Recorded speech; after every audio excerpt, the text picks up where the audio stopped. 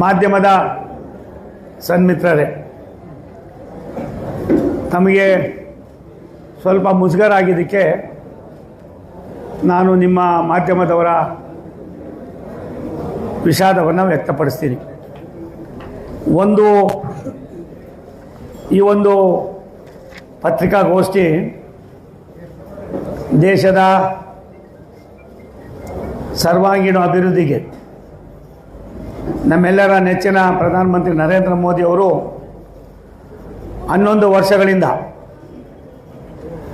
ಎಲ್ಲ ಕ್ಷೇತ್ರದಲ್ಲೂ ಕೂಡ ಅಭೂತಪೂರ್ವವಾದ ಪ್ರಗತಿಯನ್ನು ಸಾಧಿಸಿದ್ದಾರೆ. ನಾನು ಮೋದಿಯವರು ಸರ್ಕಾರ ಬಂದ ಮೇಲೆ ಒಂದು ವರ್ಷಕ್ಕೆ 15,000 ಹೆಚ್ಚುವರಿ ಎಲೆಕ್ಟ್ರಿಕಲ್ ಇಂಜಿನನ್ನು ಮಾಡಿ ಎಲ್ಲ ಕಡೆಯಲ್ಲೂ ಕೂಡ ಇದನ್ನು 100ಕ್ಕೆ 100 ಎಲೆಕ್ಟ್ರಿಫಿಕೇಷನ್ ಮಾಡಿ ಡೀಸೆಲ್ನಿಂದ ಆಗ್ತಕ್ಕಂಥ ಅನಾಹುತವನ್ನು ಕೂಡ ತಪ್ಪಿಸ್ತಕ್ಕಂಥ ಕೆಲಸವನ್ನು ಮಾಡ್ತಾಯಿದ್ದೀವಿ.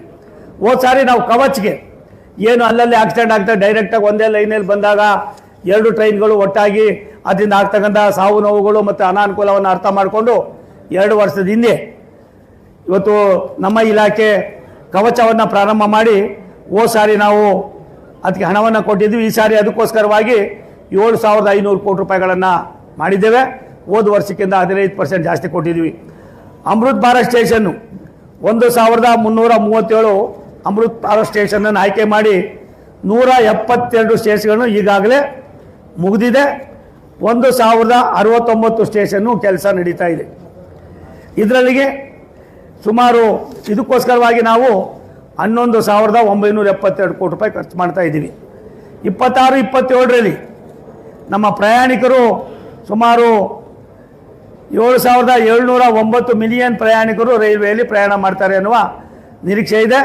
25-26ರಲ್ಲಿ 7,380 ಮಿಲಿಯನ್ ಪ್ರಯಾಣಿಕರು ಈಗಾಗಲೇ ಪ್ರಯಾಣ ಮಾಡಿದ್ದಾರೆ. ಏನಪ್ಪ ನೀವು ಗೂಡ್ಸ್ ಲೋಡಿಂಗ್ ಗೂಡ್ಸ್ ಸಾಗಾಣಿಕೆ 25-26ರಲ್ಲಿ 1,700 ಮಿಲಿಯನ್ ಟನ್ ಇತ್ತು. ಈ ಸಾರಿ 1,765 ಮಿಲಿಯನ್ ಟನ್ನನ್ನು ನಾವು ನಿರೀಕ್ಷೆ ಮಾಡ್ತಾಯಿದ್ದೀವಿ. ಹೊಸ ರೈಲು ನಿರ್ಮಾಣಕ್ಕೆ 26-27 ಬಡ್ಜೆಟ್ನಲ್ಲಿ 36,721 ಕೋಟಿ ರೂಪಾಯಿಯನ್ನು ನಾವು ಮೀಸಲಿಟ್ಟಿದ್ದೀವಿ ರಾಷ್ಟ್ರಕ್ಕೆ. 25-26ರಲ್ಲಿ ಇದು 30,000 ಇತ್ತು. ಈ ಸಾರಿ ಇನ್ನೂ 6,000 ಕೋಟಿ ರೂಪಾಯಿ ಜಾಸ್ತಿ ಮಾಡಿದ್ದೇವೆ. ಡಬ್ಲಿಂಗ್ಗೆ 2025-26ರಲ್ಲಿ 29,026 ಕೋಟಿ ಇತ್ತು. ಈ ಸಾರಿ ನಾವು 37,750 ಕೋಟಿ ರೂಪಾಯಿಗಳನ್ನು ಮೀಸಲಿಟ್ಟಿದ್ದೀವಿ. ಸುರಕ್ಷೆಗೆ ಸಂಬಂಧಪಟ್ಟಂಥ ಕಾಮಗಾರಿಗೆ ಲೆವೆಲ್ ಕ್ರಾಸಿಂಗು ROB RUB ಅಂತೀರಿ, ನಾವು ಮೇಲ್ ಸೇತುವೆ ಕೆಳ ಸೇತುವೆ ಅಂತೀವಿ. ಇದಕ್ಕೆ ನಾವು ಇವತ್ತು ಸಾಕಷ್ಟು ಮಾಡಿ ಸುಮಾರು ಈ ವರ್ಷ 65,219 ಕೋಟಿ ರೂಪಾಯಿ ನೀಡಿದ್ದೀವಿ. ಇದು 100ಕ್ಕೆ 100 ಎಲ್ಲ ಲೆವೆಲ್ ಕ್ರಾಸಿಂಗು ಕೂಡ ಮೋದಿಜಿಯವರು ರಾಷ್ಟ್ರದ ಪ್ರಧಾನಿಗಳಾದ ಮೇಲೆ ರಾಜ್ಯ ಸರ್ಕಾರಗಳು ಸರಿಯಾಗಿ ಕೋಆಪರೇಷನ್ ಕೊಡೋದಿಲ್ಲ, ನಿಗದಿತ ಸಮಯಕ್ಕೆ ದುಡ್ಡು ಕೊಡೋದಿಲ್ಲ. 1 ವರ್ಷ ಆಗಬೇಕಾಗಿರೋ ಕೆಲಸ 4 ವರ್ಷ 5 ವರ್ಷ 10 ವರ್ಷ 15 20 ವರ್ಷದ ಬೆಂಗಳೂರಿನಲ್ಲೇ ನಾನೇ ಕೆಲವು ಕೆಲಸಗಳನ್ನು ಈಗ ಮುಗಿಸಿದ್ದೀವಿ. ಅದಕ್ಕೋಸ್ಕರವಾಗಿ ಈ ಸಾರಿ ನಾವು ಹೋದ ಸಾರಿ 64,000 ಇತ್ತು, ಈ ಸಾರಿ 65,219 ಕೋಟಿ ರೂಪಾಯಿ ನೀಡಿದ್ವಿ. ROB RUB ನಿರ್ಮಾಣಕ್ಕೆ ಇದಕ್ಕೂ ಕೂಡ ಸಾಕಷ್ಟು ನಾವು ಒತ್ತನ್ನು ಕೊಡ್ತಕ್ಕಂಥ ಕೆಲಸವನ್ನು ನಾವು ಮಾಡ್ತಾಯಿದ್ದೀವಿ. ಬಂಧುಗಳೇ, ನಾನು ತಮ್ಮಲ್ಲಿ ವಿನಂತಿ ಮಾಡೋದಿಷ್ಟೇ, ಏನು ಕರ್ನಾಟಕದಲ್ಲಿ ರೈಲ್ವೆ ಏನಾಗಿದೆ, ನಮ್ಮ ಬೆಳಗಾವಿನಲ್ಲಿ ಏನಾಗಿದೆ ಅಂತ ನೀವು ಕೇಳ್ತೀರಾ ಅಂತಲೇ ನಾನು ಎಲ್ಲ ಮಾಹಿತಿಯನ್ನು ಕೂಡ ತಂದಿದ್ದೇನೆ. ನಿಮ್ಗೊಂದು ವಿನಂತಿ ಮಾಡ್ತೀನಿ, ನಮ್ಗೆ ಒಂದೇ ಒಂದು ರೈಲ್ವೆ ಕಾಮಗಾರಿಗಳಿಗೆ ಒಂದು ಹಡಲ್ಸ್ ಇರೋದು ಅಕ್ವಿಜೇಷನ್. ನಿಮ್ಗೆ ಗೊತ್ತಿದೆ, ರಾಯದುರ್ಗ ತುಮಕೂರು ದಾವಣಗೆರೆ, ಹುಬ್ಬಳ್ಳಿ ಧಾರವಾಡದ ಬೆಳಗಾವಿ.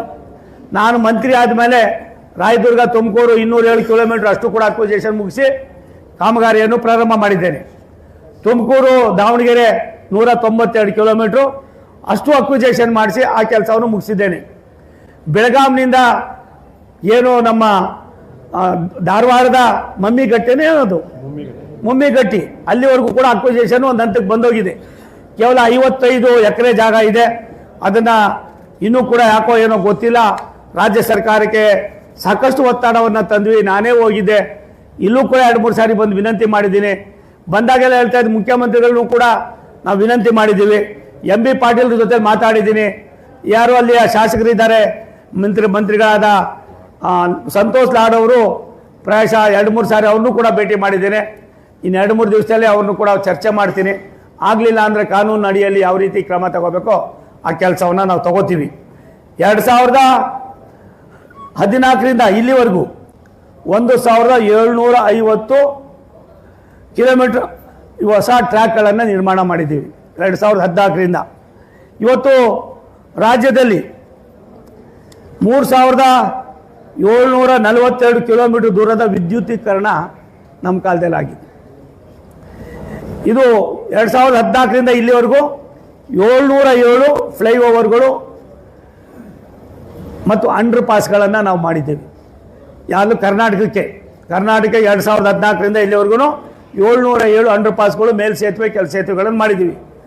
ಕರ್ನಾಟಕದ 61 ರೈಲ್ವೆ ನಿಲ್ದಾಣಗಳನ್ನು ಆಧುನೀಕರಣಗೊಳ್ಳೋದಕ್ಕೆ 2110 ಕೋಟಿ ರೂಪಾಯಿಗಳನ್ನು ಹೂಡಿಕೆ ಮಾಡಿದ್ದೇವೆ. ಈಗಾಗಲೇ ಸುಮಾರು ಒಂದು 5 ಪ್ರಧಾನಿಗಳು ಮಾಡಿದ್ದಾರೆ, ಮುಖ್ಯದನ್ನು ನಾವೇಗಳೇ ಮಾಡಿದ್ದೇವೆ. ಇನ್ನು ಉಳಿದಿರ್ತಕ್ಕಂಥದ್ದನ್ನು ಕೂಡ ನಾವು ಮಾಡ್ತಕ್ಕಂಥ ಕೆಲಸವನ್ನು ಮಾಡ್ತಾ ಇದ್ದೀವಿ. ಇವತ್ತು ಮುಗಿದು ಇನ್ನೊಂದು ವಾರ 15 ದಿವಸದಲ್ಲೇ ಬಾದಾಮಿ, ಅಳ್ಳಾವರ, ಕೊಪ್ಪಳ, ಬಂಟ್ವಾಳ ಈ 4 ಸ್ಟೇಷನ್ಗಳನ್ನು ಕೂಡ ನಾವು ಲೋಕಾರ್ಪಣೆ ಮಾಡ್ತಾ ಇದ್ದೀವಿ. ನಾವು ಏನು ಇವತ್ತು ಈ ಕವಚ್ ವ್ಯವಸ್ಥೆಯಿಂದ ಸಾಕಷ್ಟು ನಮಗೆ ಅನುಕೂಲ ಆಗ್ತಾ ಇದೆ ಅನ್ನೋದನ್ನು ಅರ್ಥ ಮಾಡಿಕೊಂಡು ಅದಕ್ಕೆ ಎಷ್ಟು ಸಾಧ್ಯನೋ ಕರ್ನಾಟಕ ರಾಜ್ಯದಲ್ಲಿ ಸುಮಾರು 3610 ಕೋಟಿ ರೂಪಾಯಿಗಳನ್ನು ಖರ್ಚು ಮಾಡಿ, ಭಾರತದಲ್ಲಿ ದಕ್ಷಿಣ ಭಾರತ ಬೇರೆ ಅಲ್ಲ, ಉತ್ತರ ಭಾರತ ಬೇರೆ ಅಲ್ಲ, ಮಧ್ಯ ಭಾರತ ಬೇರೆ ಅಲ್ಲ ಅನ್ನೋದಕ್ಕೆ ಕವಚ್ ಅಳವಡಿಕೆಯನ್ನು ಕೂಡ ನಾವು ಈಗಾಗಲೇ ಎಲ್ಲೆಲ್ಲಿ ತುಂಬ ಸ್ಪೀಡಿನ ಇದಿದೆ ಅಂತ ಎಲ್ಲ ಕಡೆಯಲ್ಲೂ ಕೂಡ ಮಾಡ್ತಕ್ಕಂಥ ಕೆಲಸವನ್ನು ಮಾಡ್ತಾ ಇದ್ದೀವಿ. 12 ವಂದೇ ಭಾರತ್ ಎಕ್ಸ್ಪ್ರೆಸ್ ರೈಲುಗಳು ನಮ್ಮಲ್ಲಿ ಓಡಾಡ್ತಾ ಇದೆ. 14 ಜಿಲ್ಲೆಗಳಲ್ಲಿ 23 ಸ್ಟಾಪ್ಗಳನ್ನು ಕೊಟ್ಟು ಓಡಾಡ್ತಾ ಇರೋದು ನಮ್ಮ ಕರ್ನಾಟಕದಲ್ಲಿ ಮಾತ್ರನೇ. 3 ಅಮೃತ್ ಭಾರತ್ ರೈಲುಗಳನ್ನು ಈಗಾಗಲೇ ಸಂಚಾರ ಮಾಡ್ತಾ ಇದೆ. ನೈಋತ್ಯ ರೈಲ್ವೆಯ ವ್ಯಾಪ್ತಿಯಲ್ಲಿ ಪ್ರಯಾಣಿಕರ ಸುರಕ್ಷತೆಗಾಗಿ ಇಲ್ಲಿವರೆಗೂ ನಾವು ಸುಮಾರು 835 CCTV ಹೇಳ್ತಾರೆ ಪ್ರಯಾಣಿಕರಿಗೆ ತೊಂದರೆ ಆಗ್ತಾ ಇದೆ, ನೀರಿಲ್ಲ, ಮತ್ತೊಂದಿಲ್ಲ, ಅದು ಆಗಬಾರ್ದು ಅನ್ನೋ ದೃಷ್ಟಿಯಿಂದ 835 ಇದ್ದದ್ದನ್ನು ಇನ್ನೂ ಈ ಸಾರಿ 2750 CCTV ಕ್ಯಾಮ್ರಾಗಳನ್ನು ಇಡೀ ರಾಜ್ಯದಲ್ಲಿ ಇರ್ತಕ್ಕಂಥ ಎಲ್ಲ ರೈಲ್ವೆ ಸ್ಟೇಷನ್ಗಳಿಗೆ, ತಾಲೂಕಾ ಲೆವೆಲ್ ಇರ್ಬೋದು, ಹೋಬಳಿ ಲೆವೆಲ್ ಇರ್ಬೋದು, ಜಿಲ್ಲಾ ಕೇಂದ್ರಗಳಿರ್ಬೋದು, ಬೇರೆ ಕೇಂದ್ರಗಳಿರ್ಬೋದು, ಎಲ್ಲ ಕಡೆಯಲ್ಲೂ ಕೂಡ ಮಾಡ್ತಕ್ಕಂಥ ಅದಕ್ಕೆ ಒಂದು ವಿನೂತನವಾದ ಯೋಜನೆಯನ್ನು ನಿಮ್ಗೆ ಹೇಳಿದೆ. 52 ವಾರದಲ್ಲಿ 52 ಯೋಜನೆ ಕೊಡ್ತೀವಂತ. ಇಂಥ ಸಾಮಾನ್ಯ ಜನರಿಗೆ ಅನುಕೂಲ ಆಗ್ತಕ್ಕಂಥ ಯೋಜನೆಗಳನ್ನು ನಾವು ಇವತ್ತು ಇದು ಮಾಡ್ತಾ ಇದ್ದೀವಿ. ಅದಲ್ಲದೆ ಏನಿವತ್ತು ಹಿರಿಯ ನಾಗರಿಕರಿಗೆ ಓಡಾಡೋದಕ್ಕೆ ಎಕ್ಸಿಲೇಟರ್ಗಳು ಬೇಕು, ಲಿಫ್ಟ್ ಬೇಕು ಅಂತ ತುಂಬ ಇದಾಗಿತ್ತು. ಇಲ್ಲಿವರೆಗೂ ಕೇವಲ ನಮ್ಮಲ್ಲಿ 78 ರೈಲ್ವೆ ನಿಲ್ದಾಣಗಳಲ್ಲಿ ಲಿಫ್ಟ್ ಮತ್ತು ಎಕ್ಸಿಲೇಟರ್ಗಳು ಇದ್ದವು. ಇದನ್ನು ನಾವು ಮುಂದುವರಿಸಿ 109 ಲಿಫ್ಟ್ಗಳನ್ನು ಮತ್ತು 87 ಮಾಡೋದಕ್ಕೆ ಕೆಲಸ ಪ್ರಾರಂಭ ಮಾಡಿದ್ದೇವೆ. ನನಗನ್ನಿಸ್ತದೆ ಎಲ್ಲೆಲ್ಲಿ ತಾಲೂಕಾ ಕೇಂದ್ರಗಳನ್ನು ಒಳಗೊಂಡಂತೆ ಎಲ್ಲೆಲ್ಲಿ ನಾವು FOBಗಳು ಜಾಸ್ತಿ ಇರ್ತದೆ ಆ ಎಲ್ಲ ಕಡೆಯಲ್ಲೂ ಕೂಡ ಇದು ಮಾಡ್ತಕ್ಕಂಥ ಕೆಲಸವನ್ನು ನಾವು ಮಾಡ್ತಾ ಇದ್ದೀವಿ. ಅದಲ್ಲದೆ ಪ್ರಧಾನಿಗಳು ಒಂದು ಆಶಯ ಇದೆ, ಒಂದೊಂದು ಜಿಲ್ಲೆಯಲ್ಲಿ ಒಂದೊಂದು ರೀತಿಯ ಆದ್ಯತೆಯನ್ನು ಕೊಡ್ತಾ ಇದ್ದಾರೆ. ಜೀವನದ ಮಟ್ಟ ಬೇರೆ ಬೇರೆ ಭಾಗದಲ್ಲಿದೆ. ಅದಕ್ಕೋಸ್ಕರವಾಗಿ ಇವತ್ತು ನಾವೇನು ಅಲ್ಲೆಲ್ಲಿ ಬೆಳೀತಕ್ಕಂಥ ಉತ್ಪನ್ನಗಳನ್ನು ಇಡ್ತಕ್ಕಂಥ ಅದಕ್ಕೆ ಒಂದೊಂದು ಮಳಿಗೆಯನ್ನು ಮಾಡಿ, ಆ ಮಳಿಗೆಯ ಮುಖೇನ ರೈತರು ಮತ್ತು ವಿದ್ಯಾವಂತ ನಿರುದ್ಯೋಗಿಗಳು ಅಲ್ಲಿ ತಮ್ಮ ಜೀವನವನ್ನು ಸಾಗಿಸ್ತಕ್ಕಂಥದಕ್ಕೂ ಒಂದು ಹೊಸ ಸ್ಕೀಮನ್ನು ತಂದಿದ್ದೇವೆ. ಇಷ್ಟರಲ್ಲಿ ಅದನ್ನು ಕೂಡ ನಾವು ಕಾರ್ಯರೂಪಕ್ಕೆ ತರ್ತಕ್ಕಂಥ ಕೆಲಸವನ್ನು ಮಾಡ್ತಾ ಇದ್ದೀವಿ. ಮಂಜೂರಾಗಿರ್ತಕ್ಕಂಥದ್ದು 25-26ರಲ್ಲಿ ಬಳ್ಳಾರಿ ಚಿಕ್ಕಜಾಜೂರು ಜೋಡಿ ಮಾರ್ಗ ಒಟ್ಟು 185 ಕಿಲೋಮೀಟ್ರು, ಅಂದಾಜು ವೆಚ್ಚ 3078. ನಾವು 25-26ರಲ್ಲಿ ಅಶ್ವಥ್ ನಾರಾಯಣರವರೇ ಮೋದಿಜಿಯವರು ಈ ರಾಜ್ಯಕ್ಕೆ ಕೊಟ್ಟಿರ್ತಕ್ಕಂಥ ಕೊಡುಗೆ 52,000 ಕೋಟಿ ರೂಪಾಯಿ ರಾಜ್ಯ ಸರ್ಕಾರದಲ್ಲಿ ಇವತ್ತು ಮಾಡ್ತಾ. ಆಮೇಲೆ ಕೇಳಿ, ನೀವು ಏನಿದ್ರು ಕೇಳಿ, ನಾನು ಆನ್ಸರ್ ಮಾಡ್ತೀನಿ. ಒಂದು ನಿಮಿಷ ಹೇಳ್ತೀನಿ ತಂದೆ. ಉತ್ತರ ಕರ್ನಾಟಕ ಬೇರೆ ಎಲ್ಲ, ಮಧ್ಯ ಕರ್ನಾಟಕ ಬೇರೆ ಎಲ್ಲ, ಕರ್ನಾಟಕ ಒಂದು ನಿಮಿಷ ನಾನು ಆದ್ಮೇಲೆ ಕೇಳಿ ತಾವು ಆನ್ಸರ್ ಮಾಡ್ತೀನಿ ಪ್ಲೀಸ್. ಅದಲ್ದಿರ ತೋರಣಗಲ್ಲು ರಂಜಿತ್ಪುರ ಜೋಡಿ ಮಾರ್ಗ ಸುಮಾರು 445 ಕೋಟಿ ರೂಪಾಯಿನಲ್ಲಿ 23 ಕಿಲೋಮೀಟರ್ ಡಬಲಿಂಗ್ ಆಗ್ತಾ ಇದೆ. ಬೆಳಗಾವಿ ಧಾರವಾಡ ಹೊಸ ರೈಲು ಇದು ನಮಗೆ 73 ಕಿಲೋಮೀಟರ್ ಆಗ್ತದೆ. 50 ಹಂಚಿಕೆಯಲ್ಲಿ ಮಾಡ್ತಾ ಇದ್ದೀವಿ. ಇದೊಂದು ನಮಗೆ ನಿಧಾನ ಆಗಿರೋದು ಬಿಟ್ಟರೆ ಹುಬ್ಬಳ್ಳಿ ಅಂಕೋಲ ಹೊಸ ರೈಲು ಮಾರ್ಗ 96ರಲ್ಲಿ ಆಗಿದ್ದು ಸ್ವಾಮಿ, ನಾವು ಇರಲಿಲ್ಲ ಅವಾಗ. ಹೌದು ಸ್ವಾಮಿ, ಎಲ್ಲ ಹೇಳ್ತೀನಿ ಒಂದೇ ನಿಮಿಷ. ಹಾಗಾಗಿ 17,000 ಕೋಟಿ ರೂಪಾಯಿಗಳ DPR ಅನ್ನು ಮಾಡಿ ಕ್ಯಾಬಿನೆಟ್ ಅನುಮೋದನೆಗೆ ಹೋಗ್ತಾ ಇದೆ. ಇದೊಂದು ದೊಡ್ಡ ಸಂತೋಷದ ಸುದ್ದಿ ನಿಮ್ಮ ಗಮನಕ್ಕೆ ತರ್ತಾ ಇದ್ದೀವಿ. ಇನ್ನು ಸಚಿವಾಲಯ, ಪರಿಸರ ಮತ್ತು ಅರಣ್ಯ ಇಲಾಖೆ 3 ಕೂಡ ಇದನ್ನು ಕೋಆರ್ಡಿನೇಟ್ ಮಾಡ್ತಕ್ಕಂಥ ಕೆಲಸವನ್ನು ಮಾಡ್ತಾ ಇದ್ದಾರೆ. ಗಿಣಿಗೇರ ರಾಯಚೂರು ಹೊಸ ಮಾರ್ಗ 165 ಕಿಲೋಮೀಟ್ರು, 3,402 ಕೋಟಿ ರೂಪಾಯಿ, 97-98ರಲ್ಲಿ ಮಂಜೂರಾಗಿದ್ದು. ಪ್ರಾಯಶಃ ನನಗನ್ನಿಸ್ತದೆ ಬಹುತೇಕ ಕಡೆ ಈಗಾಗಲೇ ನಾವು ಅಕ್ವಿಜೇಷನ್ ಮುಗಿಸಿದ್ದೀವಿ, ಕೆಲಸ ಪ್ರಾರಂಭ ಮಾಡ್ತಾ ಇದ್ದೀವಿ. ಏನೆಲ್ಲ ಮಾಡಿ ನಾವು ಇದನ್ನು ಪೂರ್ತಿ ಲೋಕಾರ್ಪಣೆ ಮಾಡಬೇಕು ಅನ್ನೋ ಭಾವನೆಯನ್ನು ವ್ಯಕ್ತಪಡಿಸ್ತಾ ಇದ್ದೀವಿ. ಇವತ್ತು ಸಿಂಧನೂರು ಹಿರೇಕೋಟಿಂಗಲ್ಲು ಇದು ಕೂಡ ಡಿಸೆಂಬರ್ 26ಕ್ಕೆ ನಾವು ಓಪನ್ ಮಾಡ್ತಾ ಇದ್ದೀವಿ. ಹಿರೇಕೋಟಿಂಗಲ್ಲು ಮುಂದೆ ರಾಯಚೂರು 48 ಕಿಲೋಮೀಟ್ರು, ಇದನ್ನು 2027 ಫೆಬ್ರವರಿ ಒಳಗಡೆ ಮುಗಿಸ್ತಾ ಇದ್ದೀವಿ. ಎಲ್ಲ ಯೋಜನೆಗಳನ್ನು, ಈ ಥರದ ಎಲ್ಲ ಯೋಜನೆಗಳನ್ನು 2027ಕ್ಕೆ ಮುಗಿಸ್ತಕ್ಕಂಥ ಕೆಲಸವನ್ನು ಮಾಡ್ತಾ ಇದ್ದೀವಿ. ಬಾಗಲಕೋಟೆ ಕುರ್ಚಿ ನಾನೇ ಸ್ವತಃ 3 ಸಾರಿ ಹೋಗಿದ್ದೀನಿ. ಸುಮಾರು 142 ಕಿಲೋಮೀಟ್ರು, 1,378 ಕೋಟಿ ರೂಪಾಯಿ, ಅದನ್ನು ಕೂಡ ನಾವು ಕೈಗೆತ್ತಿಕೊಂಡು ಒಂದು ಹಂತಕ್ಕೆ ತಂದಿದ್ದೀವಿ. ಅಕ್ವಿಜೇಷನ್ ಒಂದು ನಮಗೆ ಹೆಡೇಕ್ ಅನ್ನೋದು ಬಿಟ್ಟರೆ ಬಾಕಿ ನಮಗೇನು ತೊಂದರೆ ಇಲ್ಲ. ಆದರೂ ಕೂಡ ಇನ್ನೂ ಒಂದು 110 ಎಕರೆ ಏನೋ ಭೂಸ್ವಾಧೀನ ಆಗಬೇಕಾಗಿದೆ, ಅದನ್ನು ಕೂಡ ಪ್ರಕ್ರಿಯೆಯಲ್ಲಿ ನಾವು ನಿಂತಿಲ್ಲ, ಮಾಡ್ತಾ ಇದ್ದೀವಿ. ಬಾಗಲಕೋಟೆ ಕಾಜಿಗುಡ್ಡ ನಿಮ್ಗೆ ಗೊತ್ತಿದೆ, ಅಲ್ಲಿ ಇವತ್ತು ಹೆಂಗಿತ್ತು, ನಾನೇ 2 ಸಾರಿ ಹೋಗಿ ಅಲ್ಲಿ ಡೀಸೆಲ್ ಟ್ರೈನ್ ಓಡ್ತಾ ಇತ್ತು, ಅದನ್ನು ಕೂಡ ತಪ್ಪಿಸಿ ಇವತ್ತು ಎಲೆಕ್ಟ್ರಿಫಿಕೇಷನ್ ಮುಗಿಸಿದ್ದೀವಿ. ಅಲ್ಲಿಂದ ಕಾಜಿಗುಡ್ಡ ಲೋಕಾಪುರ 7 ಕಿಲೋಮೀಟ್ರು, ಇವೆಲ್ಲ ಸಣ್ಣ ಪುಟ್ಟ ಕೆಲಸಗಳು ಕೂಡ ಸುಮ್ಮನೆ ನೆನೆಗುದಿಗೆ ಬಿದ್ದಿದ್ವಿ, ಅವೆಲ್ಲವನ್ನು ಕೂಡ ಮಾಡ್ತಾ ಇದ್ದೀವಿ. ಅದಲ್ಲದೆ ಲೋಕಾಪುರ ಯಾದವಾಡ ಜಮಖಂಡಿ ಎಲ್ಲ ಮಾಡ್ತಾ ಇದ್ದೀವಿ, ಇದೆಲ್ಲವೂ ಕೂಡ ನಾವು ಕೈಗೆತ್ಕೊಂಡಿದ್ದೀವಿ. ಮತ್ತು ನಿಮ್ಮಲ್ಲಿ ಸಂಪೂರ್ಣವಾಗಿ ಯೋಜನೆಗಳಿಲ್ಲದೆ ಅದನ್ನು ಕಾರ್ಯರೂಪಕ್ಕೆ ತರ್ತಕ್ಕಂಥ ಕೆಲಸವನ್ನು ಗದಗ ವಾಡಿ, ಇದು ಸುಮಾರು ವರ್ಷದ ಕೆಲಸ. ಇದಕ್ಕೆ ನಾವು ಒಂದು ಹಂತಕ್ಕೆ ತಂದು ಇನ್ನು ಸ್ವಲ್ಪ ಕಡೆ ಅಕ್ವಿಜೇಷನ್ ಬಿಟ್ಟರೆ ಬಾಕಿ ಎಲ್ಲ ಕಡೆಯಲ್ಲೂ ಪ್ರತಿಯೊಂದು ಕೂಡ ಹಂತವಾಗಿ ಮಾಹಿತಿಯನ್ನು ಕೊಟ್ಟಿದ್ದೇನೆ, ಅದನ್ನು ನಿಮಗೂ ಕೊಡ್ತೀನಿ, ಅದು ನೋಡಿ.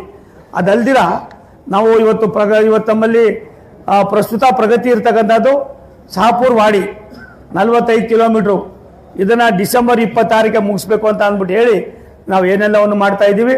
ಎಲ್ಲ ಈ ಯೋಜನೆಗಳೇನಿದೆ, ಈ ಎಲ್ಲ ಯೋಜನೆಗಳನ್ನು ನಾವು ಒಂದು ಹಂತಕ್ಕೆ ತರೋದ್ರ ಮುಖೇನ ಕಾಮಗಾರಿಗಳನ್ನು ಪೂರ್ತಿ ಮಾಡ್ತಕ್ಕಂಥದ್ದು. 2027 ಒಳಗಡೆ ಎಲ್ಲವನ್ನು ಮಾಡ್ತಕ್ಕಂಥದ್ದು. ಕೂಡ್ಗಿ ಮತ್ತು ಗದಗ ಜೋಡಿ ಮಾರ್ಗವನ್ನು ಕೂಡ ನಾವೀಗಾಗಲೇ ಕೈಗೆತ್ಕೊಂಡಿದ್ದೇವೆ. ಇದಕ್ಕೂ ಕೂಡ ನಾವು ಈ ಯಾವ್ಯಾವುದು ಜೋಡಿ ಮಾರ್ಗಗಳು ಮಾಡ್ತೀವಿ. ಹೊಸ ಯೋಜನೆಗಳನ್ನು ಹೊರತುಪಡಿಸಿದ್ರೆ ಬೇರೆ ಎಲ್ಲ ಯೋಜನೆಗಳಿಗೂ ಕೂಡ ಭಾರತ ಸರ್ಕಾರನೇ ಹಣವನ್ನು ಕೊಡ್ತಕ್ಕಂಥದ್ದು. ರಾಜ್ಯ ಸರ್ಕಾರ ಮೊದಲು ಯೋಜನೆ ಪ್ರಾರಂಭ ಮಾಡುವಾಗ ಅಕ್ವಿಜೇಷನ್ ಮಾಡಿಕೊಡ್ರಪ್ಪ, ಅದರೊಳಗೂ ಕೂಡ 50% ನಾವು ದುಡ್ಡು ಕೊಡ್ತೀವಿ ಅಂತ ಏನೆಲ್ಲ ಮಾಡ್ತಾ ಇದ್ದೀವಿ. ಕೆಲವನ್ನ ಎಲ್ಲ ಒಂದು ಕಡೆ ಹಾಗೆ ಇಟ್ಟಿದ್ದಾರೆ, ಎಲ್ಲೆಲ್ಲಿ ನಾವು ಕೂಡ ಸಾಕಷ್ಟು ಫಾಲೋ ಅಪ್ ಮಾಡ್ತಾ ಇದ್ದೀವಿ. ಈ ಎಲ್ಲ ಕೆಲಸಗಳನ್ನು ಮಾಡ್ತಕ್ಕಂಥ ಕೆಲಸವನ್ನು ನಾವು ಮಾಡ್ತಾ ಇದ್ದೀವಿ. ಇವತ್ತು ನೀವು ಬೆಳಗಾವಿ ರೈಲ್ವೆ ಮಾರ್ಗ ನಮ್ಮೂರಿಗೆ ಏನು ಮಾಡಿದ್ರಿ ಅಂತ ಕೇಳ್ತೀರಿ. ಇವತ್ತು ನಾವೀಗಾಗಲೇ ROB ನಿಮ್ಮ ಬೆಳಗಾವಿ ಯಾವುದದು ನಮ್ಮನೆ ಹೋಗಿ ಪೂಜೆ ಮಾಡಿದ್ವಿ. ನಾನು 4ನೇ ಗೇಟು ಯಾವುದು 4ನೇ ಗೇಟ್ ಅಂದರೆ ಯಾವುದದು, ಅದನ್ನು ಪೂಜೆ ಮಾಡಿದ್ದೀವಿ. ದೇಸೂರು ಬೆಳಗಾವಿ ಅದೊಂದು 32 ಕೋಟಿ ರೂಪಾಯಿ ಆಗ್ತದೆ. ಅದು ಕೂಡ ನಮಗೆ ROB ಮಾಡೋದಕ್ಕೆ ವಿರೋಧ ವ್ಯಕ್ತಪಡಿಸಿದ್ದಾರೆ. ನಾನು ವಿನಂತಿ ಮಾಡ್ತೀನಿ, ಒಂದು ರೈಲ್ವೆ ಗೇಟ್ ಇದ್ದರೆ ಅದರಿಂದ ಆಗ್ತಕ್ಕಂಥ ಅನಾಹುತ ಏನು ಅನ್ನೋದನ್ನ ನಾನು 1.5 ವರ್ಷದಿಂದ ಈಚೆಗೆ ನನಗೂ ಕೂಡ ಗೊತ್ತಾಗಿದ್ದು. ಎದ್ದು ಬನ್ನಿರಿ, ನಮಗೆ ಒಂದು ನೀರು ಕೊಡ್ಸಿ, ನಮಗೇನು ಅಂಥದ್ದೇನು ಗೊತ್ತಿರಲಿಲ್ಲ. ಹಾಗಾಗಿ ದಯವಿಟ್ಟು ನಾನು ಹೃದಯ ಭಾಗದಲ್ಲಿ ಬೆಳಗಾವಿನ ಹೃದಯ ಭಾಗದಲ್ಲಿ ಇರ್ತಕ್ಕಂಥವರು ಸ್ವಲ್ಪ ಎಲ್ಲ ಒಂದು ಕಡೆ ಅಕ್ಕಪಕ್ಕದಲ್ಲಿ ಇರ್ತಕ್ಕಂಥವ್ರಿಗೆ ನಾವು 1 ಅಡಿ ಜಾಗ ತೊಗೊಂಡು ಕೂಡ ದುಡ್ಡು ಕೊಡ್ತೀವಿ. ಅದು ಏನು ದುಡ್ಡು ಕೊಡ್ತೀವಿ, ಸರ್ಕಾರ ಏನು ನಿಗದಿ ಮಾಡಿದೆ ಅದರ 4 ಪಟ್ಟು ಕೊಡ್ತಕ್ಕಂಥ ತೀರ್ಮಾನವನ್ನು ಮಾಡಿ ಅದನ್ನು ಕೂಡ ನಾವು ಕೊಡ್ತಾ ಇದ್ದೀವಿ. ದೇಸೂರು ಬೆಳಗಾವಿ ಆದ್ದರಿಂದ 55 ಕೋಟಿ ರೂಪಾಯಿ ಆಗ್ತಾ ಇದೆ, ಅದು ಒಂದು. ದೇಸೂರು ಬೆಳಗಾವಿ ಇನ್ನೊಂದು, ಅದು ಕೂಡ 63 ಕೋಟಿ ರೂಪಾಯಿ ಆಗ್ತಾ ಇದೆ. ಮತ್ತು ಬೆಳಗಾವಿ ಸಾಂಬ್ರೆ ಒಟ್ಟು ವೆಚ್ಚ 40 ಕೋಟಿ ರೂಪಾಯಿ ಕೆಲಸ. ಅದು ಖಾನಾಪುರ ದೇಸೂರು ಅದು 17 ಕೋಟಿ ರೂಪಾಯಿದು. ಅಳ್ಳಾವರ ಇವೆಲ್ಲವೂ ಕೂಡ ನಾವು ಪ್ರತಿಯೊಂದನ್ನು ಕೂಡ ಮಾಡ್ತಕ್ಕಂಥ ಆಸೆಗಳನ್ನ ಇಟ್ಕೊಂಡಿದ್ದೀವಿ. ರಾಜ್ಯ ಸರ್ಕಾರ ಮತ್ತು ರಾಜ್ಯ ಸರ್ಕಾರದ ಅಧಿಕಾರಿಗಳು ನಮ್ಮ ಜೊತೆಯಲ್ಲಿ ಸಹಕಾರವನ್ನು ನೀಡಬೇಕಾಗ್ತದೆ ಅಂತ ಹೇಳಿ ಈ ಭಾಗದ 7 ರೈಲ್ವೆ ಗೇಟ್ಗಳನ್ನು ಮಾಡ್ತಕ್ಕಂಥದಕ್ಕೆ 2 ಉದ್ಘಾಟನೆ ಮಾಡಿದ್ದೀವಿ. ಇನ್ನು 5, 6 ಪ್ರಗತಿಯಲ್ಲಿದೆ. ಆಮೇಲೆ ಅದನ್ನು ಕೂಡ ಮಾಡ್ತಾ ಇದ್ದೀವಿ. ಅದಲ್ಲದೆ ರೈಲ್ವೆ ನಿಲ್ದಾಣಗಳು ಅಳ್ಳಾವರ ಕಾಮಗಾರಿ ನಡೀತಾ ಇದೆ, ಘಟಪ್ರಭಾ ಕಾಮಗಾರಿ ಪ್ರಗತಿಯಲ್ಲಿದೆ, ರಾಯಬಾಗ, ಚಿಕ್ಕೋಡಿ ಮತ್ತು ಬೆಳಗಾವಿ, ಗೋಕಾಕು ಮತ್ತು ಧಾರವಾಡ 2 ಉದ್ಘಾಟನೆ ಆಗಿದೆ. ಬೆಳಗಾವಿ ಕೂಡ ಪ್ರಗತಿಯಲ್ಲಿದೆ. ಎಲ್ಲ ರೈಲ್ವೆ ಸ್ಟೇಷನ್ಗಳನ್ನು ಕೂಡ ನಾವು ಒಂದು ರೀತಿ ಏನು ಇವತ್ತು ನಮ್ಮ ಏರ್ಪೋರ್ಟ್ಗಳಿದೆ ಆ ರೀತಿ ಕೆಲಸವನ್ನು ಮಾಡ್ತಕ್ಕಂಥದಕ್ಕೆ ನಾವು ತೀರ್ಮಾನವನ್ನು ಮಾಡಿದ್ದೀವಿ ಅನ್ನೋ ಮಾತನ್ನು ಹೇಳಿ, ನಿಮಗೆ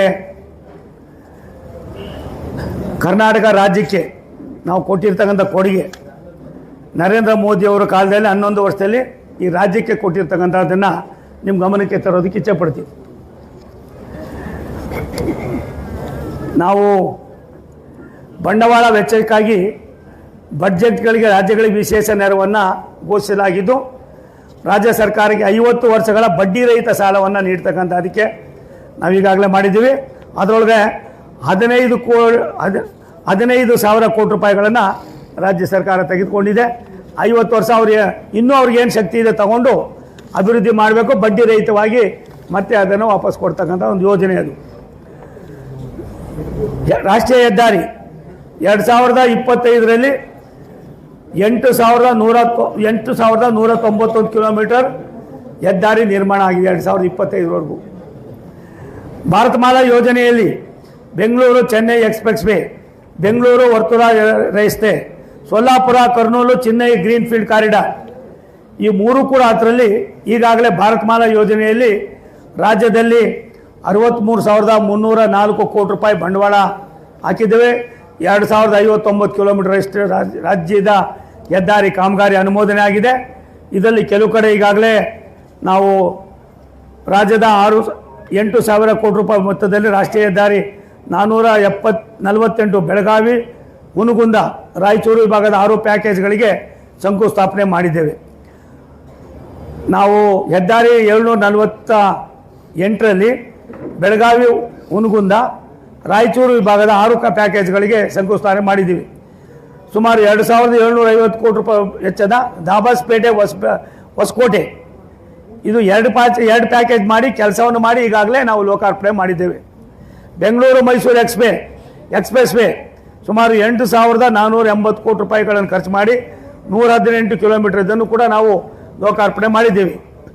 ಸುಮಾರು 4,130 ಕೋಟಿ ರೂಪಾಯಿ ವೆಚ್ಚದಲ್ಲಿ 97 ಕಿಲೋಮೀಟರ್ ಉದ್ದದ ಮೈಸೂರು ಕುಸಾಲ್ ನಗರ ಚತುಷ್ಪಥ ರಸ್ತೆ, ತುಮಕೂರಿನ ದಕ್ಷಿಣ ಭಾರತದ ಮೊದಲ ಕೈಗಾರಿಕಾ ಕಾರಿಡಾರು ಇವೆಲ್ಲವನ್ನು ಕೂಡ ಇವತ್ತು ನಾವು ಕೈಗೆತ್ತಿಕೊಳ್ತಕ್ಕಂಥ ಕೆಲಸವನ್ನು ಮಾಡ್ತಾ ಇದ್ದೀವಿ. ಅದಲ್ಲದೆ ಉತ್ತರ ಕರ್ನಾಟಕದಲ್ಲಿ ಹುಬ್ಬಳ್ಳಿ ಮತ್ತು ಬೆಳಗಾವಿ ವಿಮಾನ ನಿಲ್ದಾಣಗಳಿಗೆ ಹೊಸ ಟರ್ಮಿನಲ್ ಕಟ್ಟಡಕ್ಕೆ ನಿರ್ಮಾಣ ಮಾಡೋದಕ್ಕೆ ಹಣವನ್ನು ಈಗಾಗಲೇ ಕೊಟ್ಟು ಕೆಲಸ ನಡೀತಾ ಇದೆ. ಸುಮಾರು 5,000 ಕೋಟಿ ವೆಚ್ಚದಲ್ಲಿ ಬೆಂಗಳೂರು ವಿಮಾನ ನಿಲ್ದಾಣ ಮಾಡ್ತಾ ಇದ್ದೀವಿ. ಬೆಳಗಾವಿ, ಹುಬ್ಬಳ್ಳಿ, ಮೈಸೂರು, ಕಲಬುರಗಿ ಇವೆಲ್ಲವನ್ನು ಕೂಡ ನಾನು ನಿಮ್ಗೆ ವಿನಂತಿ ಮಾಡೋದಿಷ್ಟೇ.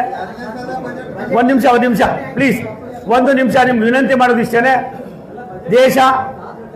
ದೇಶದ ವ್ಯವಸ್ಥೆಯಲ್ಲಿ ಟೈಮ್ ಇದೆಯಣ್ಣ ಇನ್ನು ವ್ಯವಸ್ಥೆಯಲ್ಲಿ ಭಾರತ ಸರ್ಕಾರ ಸನ್ಮಾನ್ಯ ನರೇಂದ್ರ ಮೋದಿಯವರು ಯಾವುದೇ ಒಂದು ರಾಜ್ಯವನ್ನು ಕೂಡ ಕಡೆಗಣಿಸಿಲ್ಲ.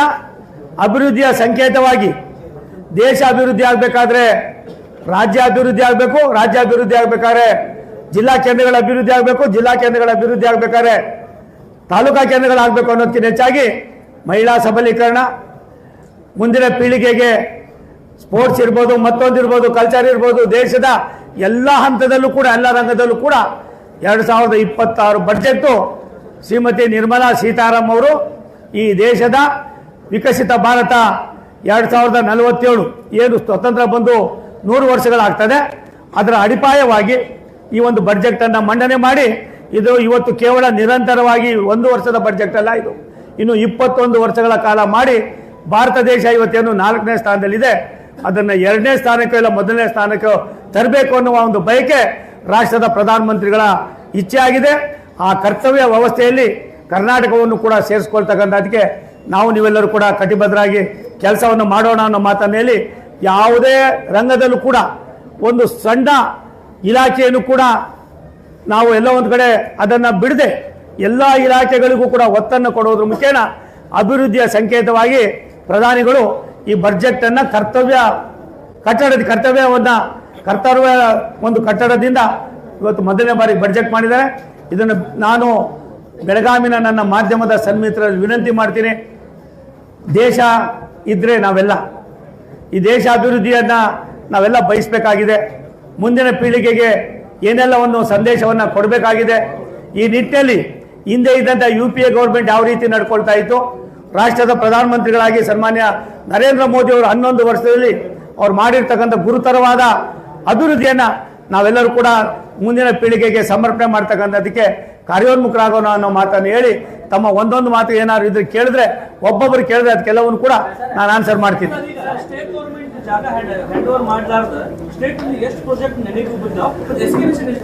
ಸರ್, ಎಕ್ಸಲೇಷನ್ನು ಮತ್ತೊಂದು ಏನಾಗಿದೆ ಸರ್, ಈ 52,000 ಕೋಟಿ ರೂಪಾಯಿನಲ್ಲಿ ನಾವು ಕೇವಲ 2-3 ಯೋಜನೆಗಳನ್ನು ಕೈಗೆತ್ಕೊಂಡಿದ್ದು ಬಿಟ್ಟರೆ ಬಾಕಿ ಎಲ್ಲ ಯೋಜನೆಗಳು ಕೂಡ ಅವ್ರ ಕಾಲದಲ್ಲಿ ಅವರೇ ಮಾಡಿದಂಥ ಒಂದು ಪ್ರಪೋಸಲನ್ನು ರಾಷ್ಟ್ರದ ಪ್ರಧಾನಮಂತ್ರಿಗಳು ನಾವು ಬಂದ ಮೇಲೆ ಮಾಡಿದ್ದಕ್ಕೆ ಅನ್ನೋದು ಬಿಟ್ಟು ಅಭಿವೃದ್ಧಿಗೋಸ್ಕರವಾಗಿ ಅದನ್ನೇ ಮಾಡೋಣ ಅಂತ ಹೇಳಿ ಇವತ್ತು ಅಕ್ವಿಜೇಷನ್ನಿಂದ ನಮ್ಗೆ ಎಷ್ಟು ಮಟ್ಟಿಗೆ ತೊಂದರೆ ಅನ್ನೋದಕ್ಕಿಂತ ಒಬ್ಬ ಅಧಿಕಾರಿ ನಾನು ಕೊಡೋಕ್ಕಾಗೋದಿಲ್ಲ.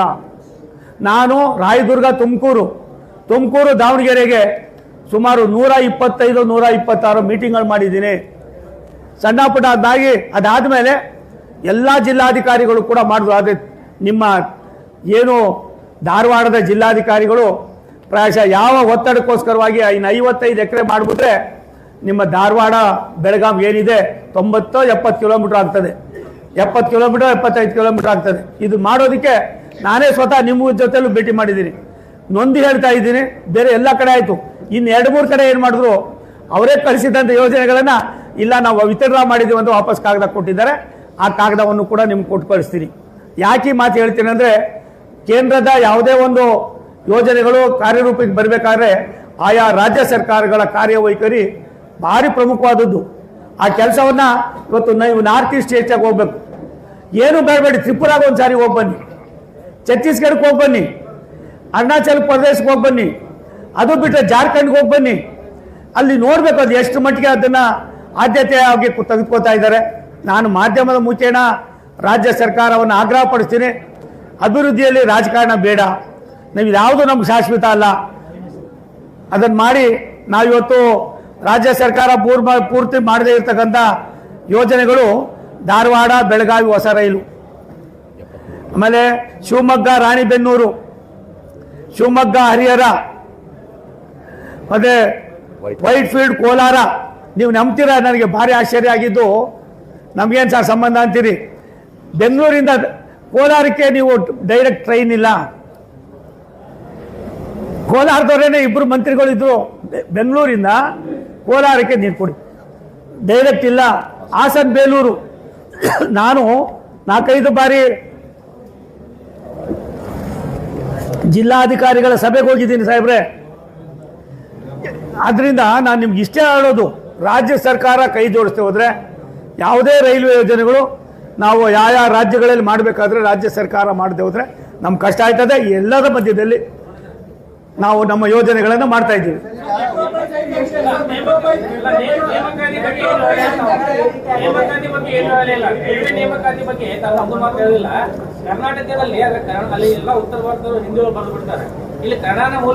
ನಾನು ಎದ್ದು ನಿಂತ್ಕೊಬಿಡ್ತೇನೆ, ನನಗೂ ಎಲ್ಲ ಕಾಣಿಸ್ತೀನಿ. ಒಂದು ನೇಮಕಾತಿಯಲ್ಲಿ ಒಂದು ನಿಮಿಷ ಒಂದೊಂದೇ ಪ್ಲೀಸ್.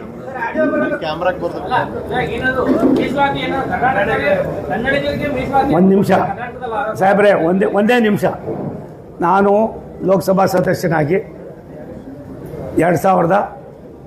24ಕ್ಕೆ ಹೋದ ತಕ್ಷಣ ನನ್ನನ್ನು ಕರೆದು ರಾಷ್ಟ್ರದ ಪ್ರಧಾನಿಗಳು ನನ್ನನ್ನು ಮಂತ್ರಿ ಮಾಡಿ ನಮ್ಮ ತಾಯಿ ತಂದೆ ಆಶೀರ್ವಾದ, ಗುರುಗಳ ಆಶೀರ್ವಾದ, ಕರ್ನಾಟಕ ಜನರ ಆಶೀರ್ವಾದ ನನಗೆ ಗೊತ್ತಿಲ್ಲ, ನನಗೆ ಜಲಶಕ್ತಿ ಮತ್ತು ರೈಲ್ವೆ ಎರಡನ್ನು ಕೊಟ್ಟರು. ನಾನು ಹೋಗಿ ಕುಳಿತುಕೊಂಡು ಮಾತಾಡಬೇಕಾದ್ರೆ ಆವಾಗ ತಾನೇ ಒಂದು ಎಕ್ಸಾಮಿನೇಷನ್ ಶುರುವಾಗಿತ್ತು. ತಕ್ಷಣವೇ ಪ್ರಧಾನಿಗಳ ಹತ್ರ ಹೋಗಿ 4-5 ಬಾರಿ ವಿನಂತಿ ಮಾಡಿದ್ಮೇಲೆ ಪ್ರಧಾನಮಂತ್ರಿಗಳು ಈ ರಾಷ್ಟ್ರದಲ್ಲಿರ್ತಕ್ಕಂಥ 15 ಭಾಷೆಗಳು ಎಲ್ಲ ಭಾಷೆಯವ್ರಿಗೂ ಕೂಡ ಆಯಾ ರಾಜ್ಯದಲ್ಲಿ ಇರ್ತಕ್ಕಂಥ ಭಾಷೆಗಳಲ್ಲಿ ತಾವು ಮೊದಲು ಬಾರಿಗೆ ಎಕ್ಸಾಮಿನೇಷನ್ ಬರೆದು ಪಾಸ್ ಆಗೋದಕ್ಕೆ ಅವಕಾಶವನ್ನು ಕಲ್ಪಿಸಿಕೊಟ್ಟದ್ರೊಳಗೆ ಕರ್ನಾಟಕವು ಕೂಡ ಸೇರ್ಪಡೆ ಆಯಿತು.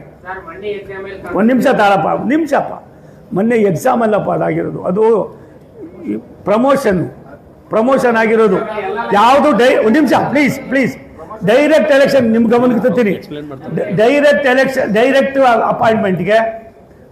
ಅಪಾಯಿಂಟ್ಮೆಂಟ್ಗೆ ಯಾವುದೇ ಈಗಾಗಲೇ ಏನು ಆದೇಶ ಮಾಡಿದ್ದಾರೆ, ತಮಿಳುನಾಡಿನಲ್ಲಿ ತಮಿಳು, ಕೇರಳದಲ್ಲಿ ಅವ್ರು ಮಲಯಾಳಿ, ಬೇರೆ ಕಡೆ ಯಾವ್ಯಾವ ಭಾಷೆಗಳಿದೋ ಆಯಾ ಭಾಷೆಗಳಲ್ಲಿ ಕರ್ನಾಟಕದಲ್ಲೂ ಕೂಡ ಕನ್ನಡದಲ್ಲಿ ಬರೀತಕ್ಕಂಥವ್ರಿಗೆ ಈಗಾಗಲೇ ಕೊಟ್ಟು ಸುಮಾರು ಜನ ಕೆಲಸಕ್ಕೂ ಕೂಡ ಸೇರ್ಕೊಂಡಿದ್ದಾರೆ.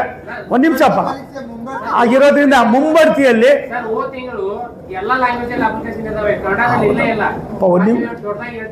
ಒಂದು ನಿಮಿಷ ರೀ ಪ್ಲೀಸ್. ನೀವು ಪ್ರಮೋಷನ್ನಲ್ಲಿ ಹೊರತುಪಡಿಸಿದ್ರೆ ಡೈರೆಕ್ಟ್ ಅಪಾಯಿಂಟ್ಮೆಂಟ್ಗೆ ಆ ಥರ ಯಾವ್ದಾದ್ರು ಇದ್ರೆ ದಯವಿಟ್ಟು ಕೊಡಿ, 2 ನಿಮಿಷಕ್ಕೆ ನಾನೇ ಸೆಟಲ್ ಮಾಡ್ತೀನಿ.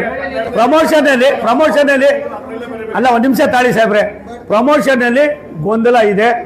ನಮ್ಮ ಹಾಗೆ ಕೇರಳನೂ ಕೇಳ್ತಾ ಇದೆ, ತಮಿಳುನಾಡು ಮೊದಲಿಂದ ಉಪಯೋಗಿಸ್ಕೊಂಡಿದ್ರು.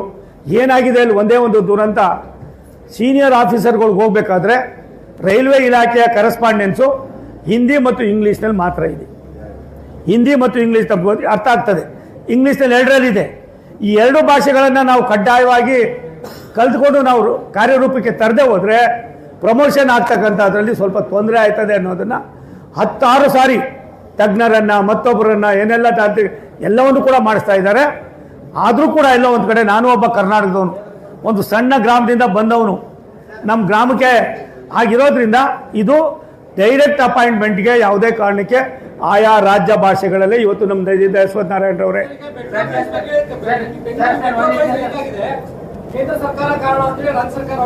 ಒಂದು ನಿಮಿಷಪ್ಪ, ಸಿದ್ದರಾಮಯ್ಯನವ್ರ ಜೀವನದಲ್ಲಿ ಈ 2ನೇ ಬಾರಿ ಮುಖ್ಯಮಂತ್ರಿ ಆದಮೇಲೆ ಯಾವುದಾದ್ರು ಒಂದೇ ಒಂದು ನನ್ನಿಂದ ಆಗಿದೆ ಅಪಚಾರ ಅಂತ ಹೇಳಿರೋ ಉದಾಹರಣೆ ಒಂದು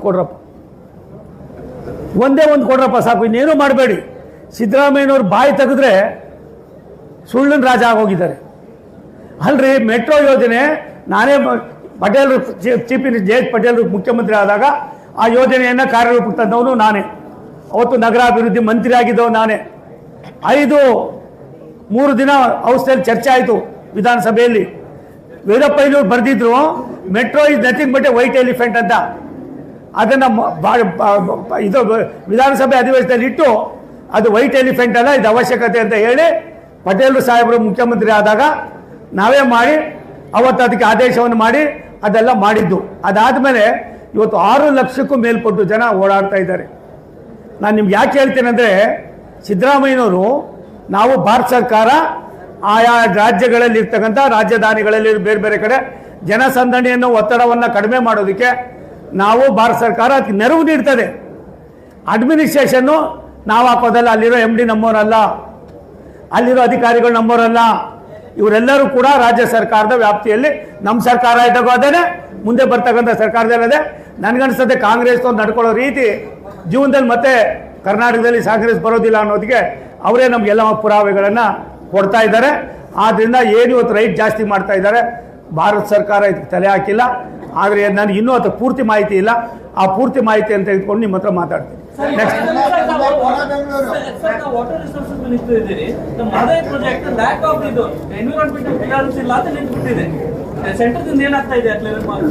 ಸಾಹೇಬ್ರೆ, ಇಲ್ಲೇ ಇದೆ ಸರ್. ಯಾವುದೇ ಯೋಜನೆಗಳು ಪುಸ್ತಕದಲ್ಲಿ ಇಲ್ದಂಗೆ ಇದು ಯೋಜನೆಗಳಾಗಬೇಕು ಅಂತ ತೀರ್ಮಾನ ಮಾಡಿದವರು ಸನ್ಮಾನ್ಯ ಪ್ರಧಾನಮಂತ್ರಿ ನರೇಂದ್ರ ಮೋದಿಯವರು. ಫಾರೆಸ್ಟಲ್ಲಿ ಎಂತೆಂಥ ಎಷ್ಟೆಷ್ಟು ವರ್ಷದ ಕಾಯಿಲೆಗಳಿದ್ದು ಎಲ್ಲವನ್ನು ಕೂಡ ಹಂತ ಹಂತವಾಗಿ ಒಂದು ಹಂತಕ್ಕೆ ತರ್ತಾ ಇದ್ದೀವಿ ಸರ್. ಅಂಕೋಲ ನಿಮ್ಮ ಹುಬ್ಬಳ್ಳಿದು ಎಷ್ಟು ವರ್ಷದ್ದು ಸರ್?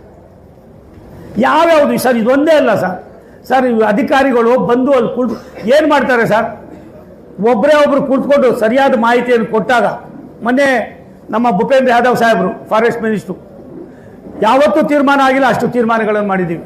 ನಾನು ವಿನಂತಿ ಮಾಡ್ತೀನಿ ರಾಜ್ಯ ಸರ್ಕಾರಕ್ಕೆ, ನಾನು ಬಂದಾಗೆಲ್ಲ ಹೇಳ್ತೀನಿ, ನಮ್ಮ ಮನೆಗೆ ಯಾರಾದರೂ ಬಂದವರು ಮಂತ್ರಿಗಳು ಬಂದು ಬೆಳಿಗ್ಗೆ ಬ್ರೇಕ್ಫಾಸ್ಟ್ ಮಾಡಿ ಹೋಗ್ತಾರೆ. ಒಂದಿನ ಬಂದು ಈ ಥರ ಆಗಬೇಕು, ಒಂದು ಬತ್ತು ತಿಂದೀವಿ, 1 ಗಂಟೆ 2 ಗಂಟೆ ಜಾಸ್ತಿ ಚರ್ಚೆ ಕೊಡಿಸಿ ಮೀಟಿಂಗ್ ಮಾಡೋಣ. ಇದನ್ನೆಲ್ಲವೂ ಕೂಡ ನಾವು ಸರ್ ಮನಸ್ಥಿತಿಯನ್ನು ಅರ್ಥ ಮಾಡಿಕೊಂಡು, ರಾಜ್ಯದ ಜನರ ಭಾವನೆಗಳನ್ನು ತಿಳ್ಕೊಂಡು, ಎಲ್ಲ ಒಂದು ಕಡೆ ಸಂಕಷ್ಟದಲ್ಲಿ ಇರ್ತಕ್ಕಂಥವ್ರಿಗೆ ನಾವು ನೆರವಾಗದೆ ಹೋದರೆ ಆಗೋದಿಲ್ಲ ಸಾಹೇಬ್ರೆ. ನಮ್ಮ ಹತ್ರ ಆ ಥರದ ಯಾವುದೂ ಇಲ್ಲ, ನಿಮಗೆ ಗೊತ್ತಿದೆ. ಮೊನ್ನೆ ನಾವು ಕೆಲವು ವಿಚಾರಗಳಲ್ಲಿ ನಾವು ಈಗಾಗಲೇ ಕೊಡ್ತಾ ಇದ್ದೀವಿ. ನನಗನ್ನಿಸ್ತದೆ ಆ ಥರದ್ದು ಯಾವ್ಯಾವುದಿದೆ ಪಟ್ಟಿ ಮಾಡಿದ್ರೆ, ನಾನು ಕೂಡ ಒಬ್ಬ ಜಲಶಕ್ತಿ ಮಂತ್ರಿಯಾಗಿ ರಾಜ್ಯ ಮಂತ್ರಿ ಆಗಿದ್ದೀನಿ. ಕರ್ನಾಟಕ ನಾನೇ ನೋಡ್ತಾ ಇದ್ದೀನಿ. ಅದಕ್ಕೆ ನಾನು ವಿನಂತಿ ಮಾಡ್ತೀನಿ, ತಮ್ಮ ಮೂಲಕ ಆದರೂ ರಾಜ್ಯ ಸರ್ಕಾರ ಸ್ಪಂದನೆ ಮಾಡಿ.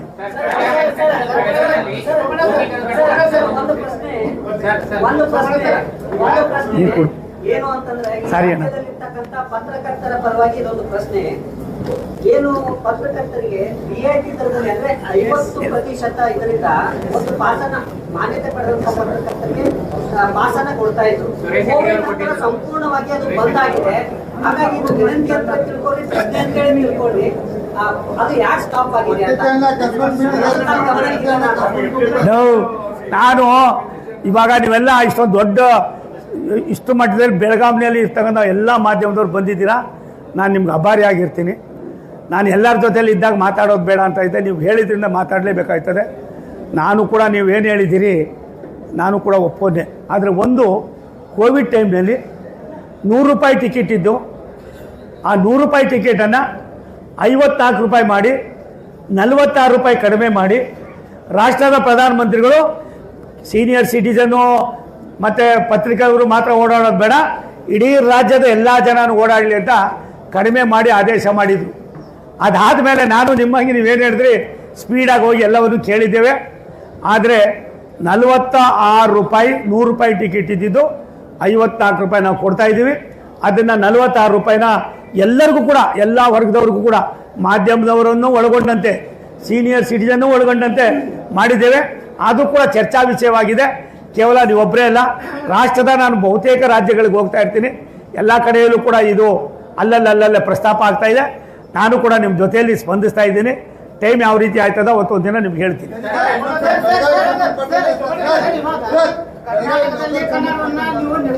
ಬೆಳಗಾವಿ ರೈಲ್ವೆ ನಿಲ್ದಾಣಕ್ಕೆ ಡಾಕ್ಟರ್ ಶಿವಬಸವ ಮಹಾಸ್ವಾಮಿಗಳ ಹೆಸರು ಇಡಬೇಕಂತ ರಾಜ್ಯ ಸರ್ಕಾರ ಶಿಫಾರಸು ಮಾಡಿದೆ, ಅದನ್ನ ಯಾವಾಗ ಮಾಡ್ತೀರಾ ಅಂತ. ಅಣ್ಣ, ನಾನು ಸ್ವಾಮಿ ಪ್ಲೀಸ್, ನಾನು ನಿಮ್ಮಲ್ಲಿ ವಿನಂತಿ ಮಾಡೋದಿಷ್ಟೇ,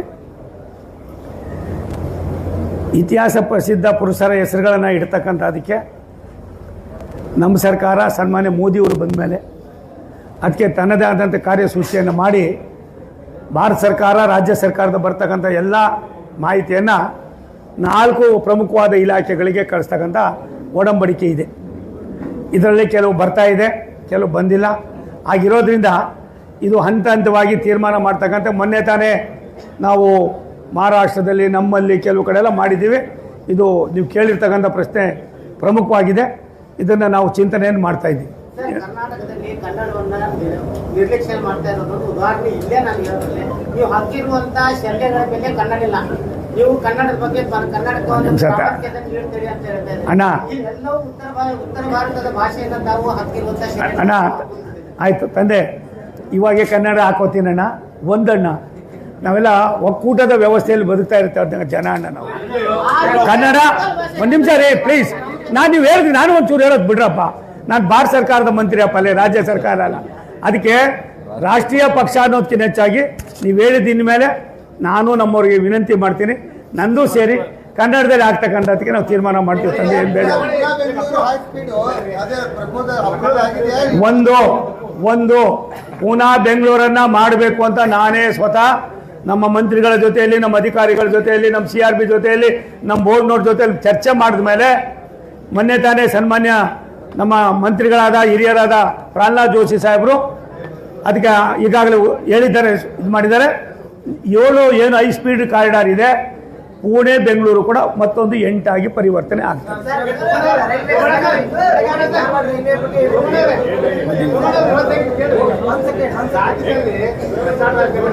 ಅಣ್ಣ ಅಂದ್ರೆ ಅಣ್ಣ ಯಾರು ಮಾತಾಡ್ಬೇಡ್ರಪ್ಪ ಪ್ಲೀಸ್.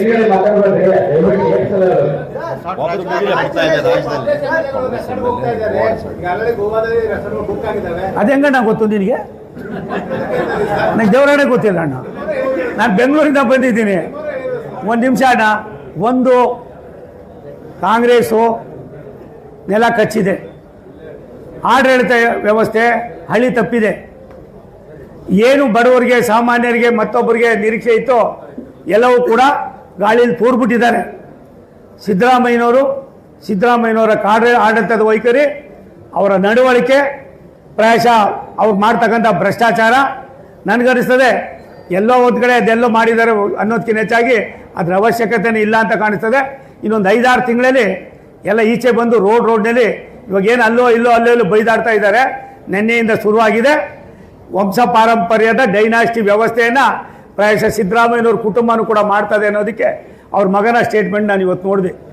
ನಮ್ಮಪ್ಪ 5 ವರ್ಷ ಮುಖ್ಯಮಂತ್ರಿ ಆಗಿರ್ತಾರೆ. ಈ ಪರಿಸ್ಥಿತಿಗೆ ಬಂದರೆ ಕಾಂಗ್ರೆಸ್ನಲ್ಲಿ ಇನ್ನೇನು ನಡೀದಿರ ಇರ್ತದೆ ತಂದೆ, ಬಾಕಿ ನೀನೇ ನನಗೆ ಹೇಳ್ಬೇಕು ತಾಯಿ.